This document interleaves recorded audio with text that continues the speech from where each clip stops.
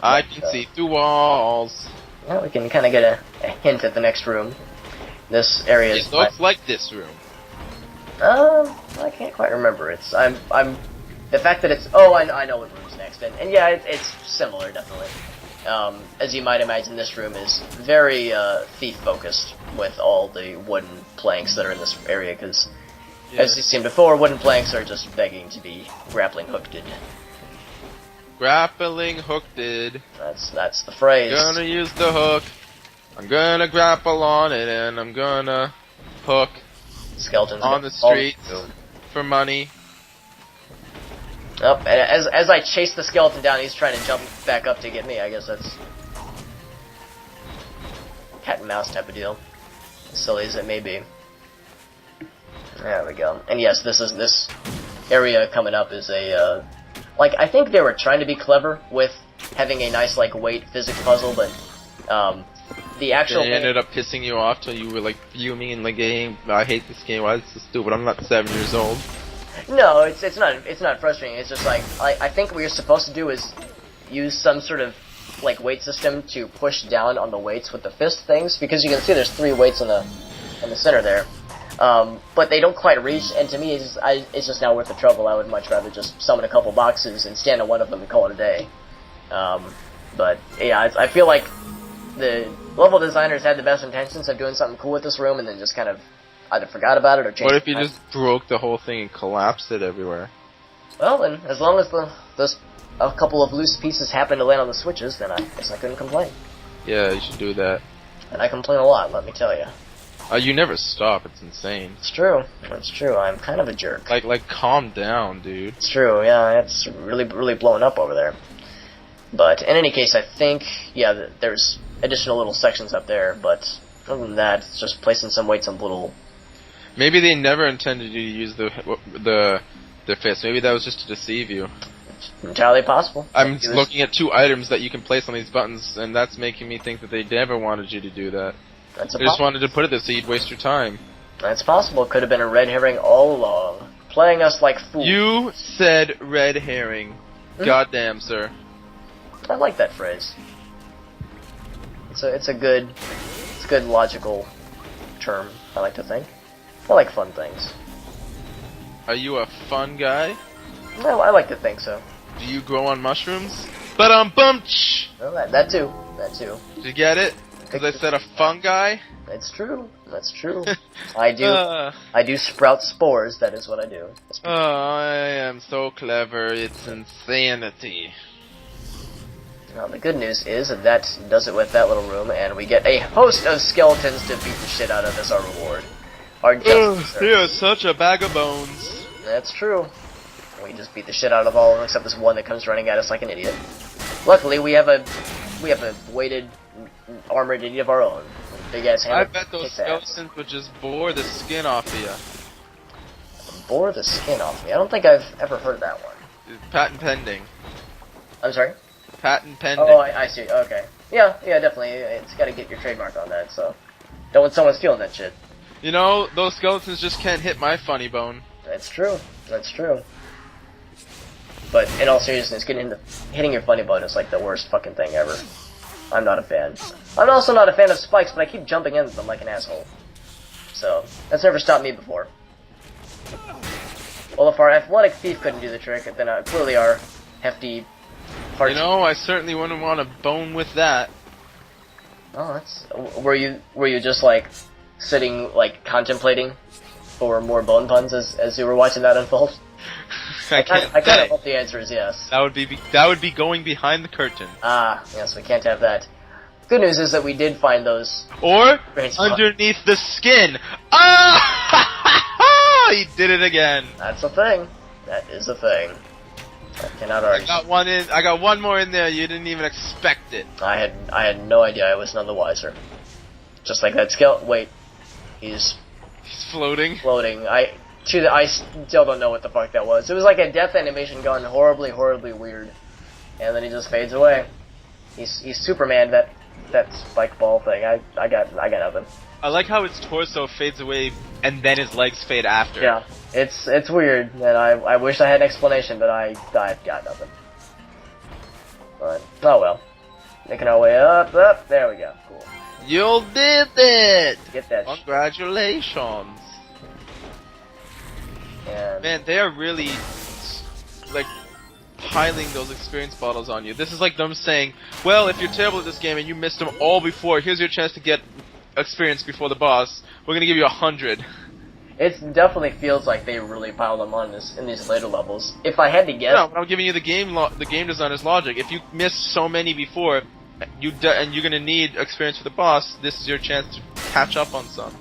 it wouldn't surprise me if there was a conscious decision. And there's not a ton of things that, like, obviously some of the later abilities you get are super duper useful. Very few of them are like 100% necessary. Watch this. No, but that's the point. It's the earlier abilities you need. So let's say you missed out on the second crate thing, right? Because you had just that not enough experience. Here's where you can get that. Right. Here's where you can get the last ones too, but those ones you don't necessarily need. It's the other ones that are important, which is why there's so many bottles here. That's true. That's true. It wouldn't surprise me if that was a conscious decision on the developer's part. You just put there. What are you doing? You're moving it, but it ain't moving. Well, those things are actually kind of tricky to move correctly, because when you right-click on something to make it mobile, in the case of these little lever of these what I should call them? You can't judge the side you're picking. It's kind of tough to make sure you're picking the exact right thing, and also you don't really know until a couple, like, I would say half of a second, but after you start moving your mouse, because it takes a while. It takes a second for it to register. It's just the momentum, because it's such a heavy platform. It takes a second. Yeah. So yeah, those things are a little bit rough to work with, and you can see I'm doing all that I can to just avoid them altogether by just swinging off this thing and going on my merry way, and not swinging into the spikes like an idiot. Like I've done so many times before. And we'll probably do a couple more times before the series is done. I'll be back in just a second. Oh, okay. Oh, well, so it's Super Hobbit solo hour. Man, oh, jeez, well, wish I had something prepared, but clearly I don't. In all fairness, this is a very long level, so... And I had warned Bloodburn, this is going to be the long one. This is going to be the lengthy one to try all of our patience, but... Oh, well, we'll do okay. And because we're getting pretty close to the end of this level... Oh, we're getting to some parts that are very memorable for myself personally. I like to think it went decently in this recording, but I remember the first playthrough of this that just kicked the crap out of me. It was embarrassing, and I'm grateful I don't have that session recorded. But all these fucking skeletons keep interrupting my shit. We can't be having that shit. But yes, if the earlier indications of those pressure platforms above above lava pools was any indication, it's just gonna get worse from here on out. It'll get worse before it gets better. Alright, now that being said, I wish I could say I knew what exactly this area was doing. Like, I guess they say it's like a forge, and that it's creating weapons, I guess, that the skeleton's using, but it's really all I see are just fireball machines and lava pools that don't seem to serve any explicit purpose. So I'm sure there's a reason for it, but I would be lying to you if I said I fully understood what it was. But anywho, once we kick that bad boy up there, again, lots of little mini weight puzzles.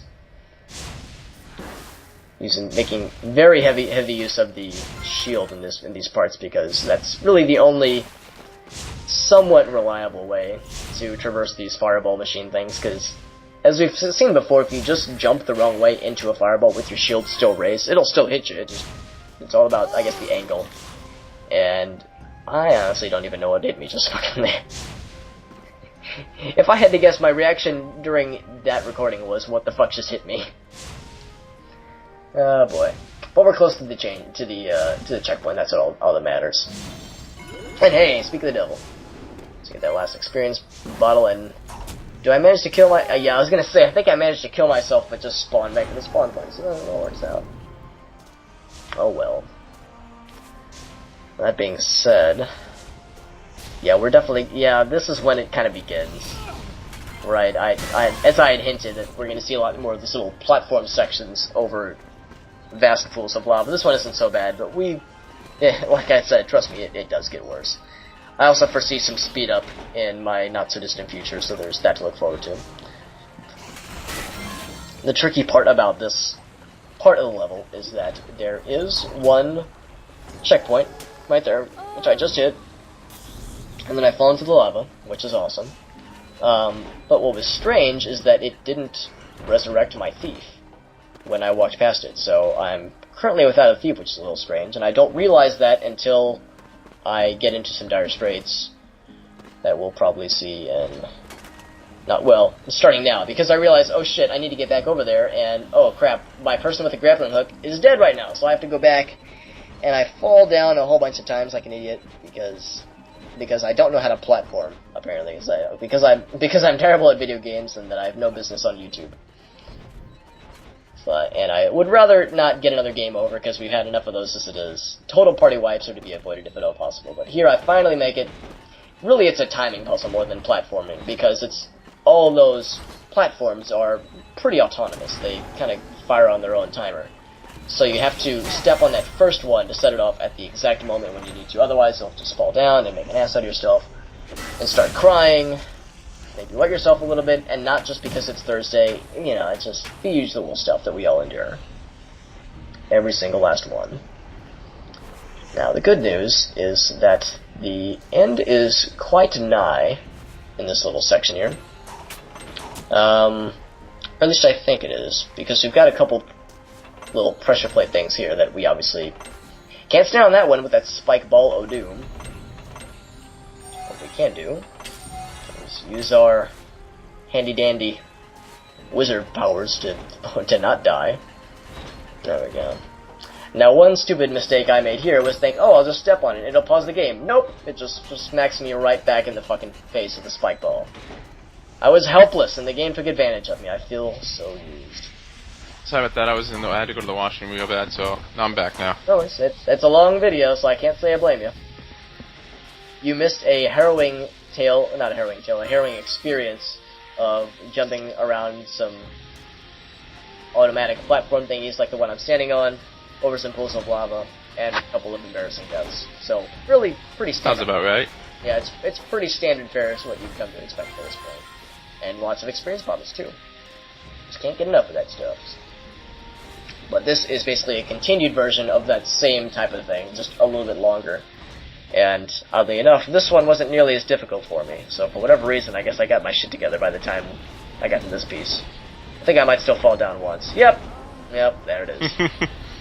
It's almost like always. It's almost like I was there, you know, for this recording. It's almost like it's like I knew somehow. I don't know, it's hard to say. Oh, it's like a timing puzzle. Pretty much, because those ones on the top move on their own, but then the ones on the bottom are pressure mounted, so when you step on it, that's when it comes down. So it is definitely a big matter of timing, in addition... Why are you using the knife for that? I'm sorry?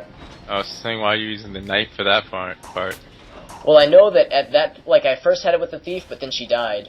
And then it was the knight or the wizard. And for whatever reason, I try to keep the wizard alive as much as possible. I don't know if that's, like...